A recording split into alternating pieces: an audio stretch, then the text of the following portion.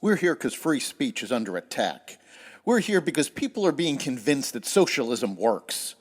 We're here because people are being judged guilty until proven innocent. We are fighting back with facts. This is not a safe zone, so buckle up, Buttercup. This is the raw, naked truth.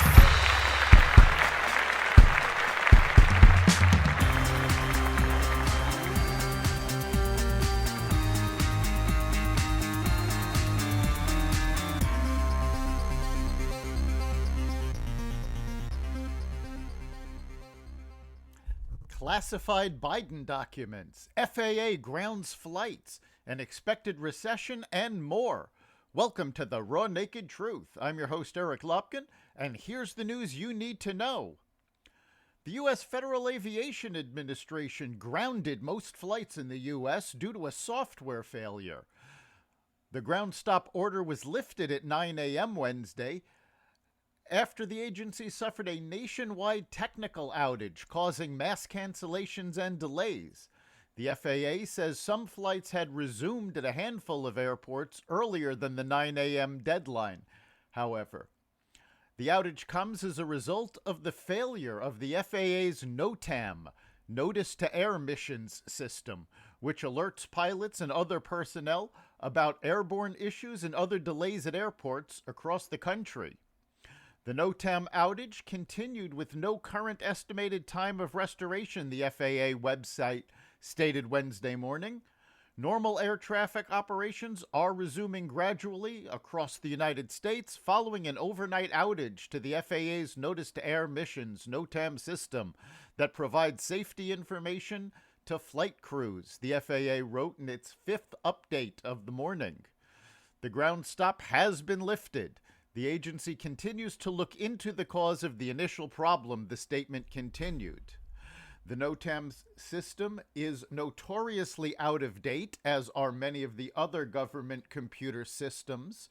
NOTAM used to stand for Notice to Airmen, but the FAA decided to change it to Air Missions in order to remove the gender.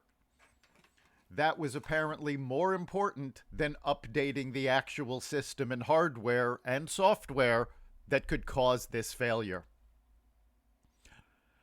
President Biden said he was surprised to learn about potentially classified documents found in a Washington office he once used and didn't know what was in them.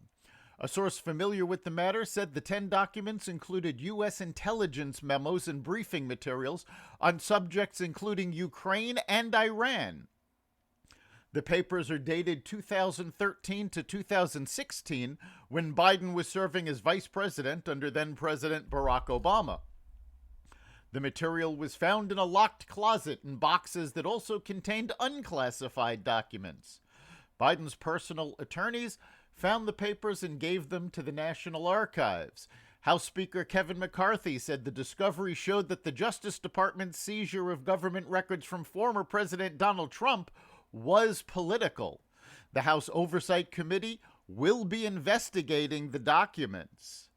There are certain differences between this situation and those of former President Trump.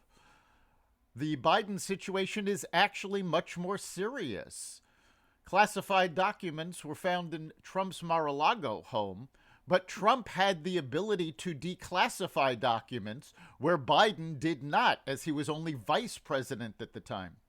Additionally, the Biden documents were found in an office that many people had access to, where Trump's documents were in his personal property that had both private security and Secret Service. The House has said they will be investigating these documents. House Republicans pushed through a plan for a new House subcommittee to investigate what GOP lawmakers called the weaponization of federal agencies, including the FBI. House Judiciary Committee Jim Jordan, Republican from Ohio, said the Justice Department, especially the FBI, has ridiculed conservative Americans. The subcommittee, part of Jordan's committee, will have access to sensitive intelligence and the power to oversee criminal investigations as the Justice Department continues to examine former President Donald Trump's effort to reverse his 2020 election loss.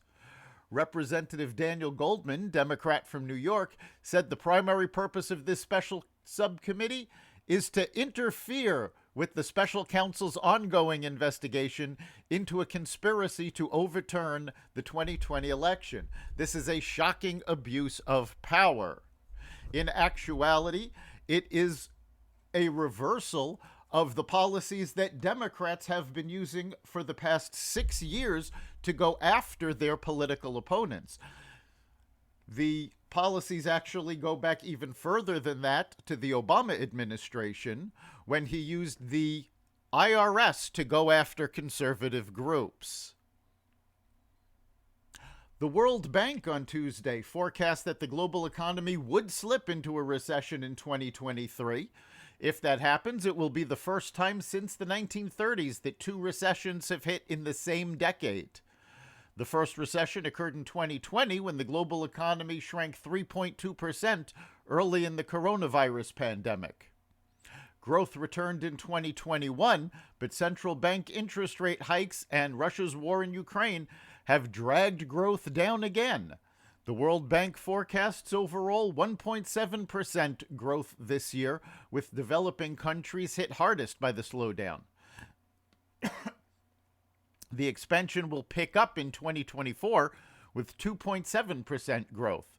The World Bank expects the U.S. economy to expand by just 0.5% in 2023. The Federal Reserve remains committed to bringing down inflation and must be free to do its job without interference from politicians, Fed Chair Jerome Powell said on Tuesday. Bringing down high inflation, quote, can require measures that are not popular in the short term as we raise interest rates to slow the economy, unquote. It is essential that the central bank stick to our knitting and not wander off to pursue goals outside its mandate to keep inflation low and the job market strong, because we are not and will not be a climate policy maker, Powell added. Some Democrats and activists have urged the Fed to take a more activist role in policing bank lending decisions to address climate change, according to the Wall Street Journal. As Powell pointed out, climate change is outside of the Fed's mandate and should not be addressed there.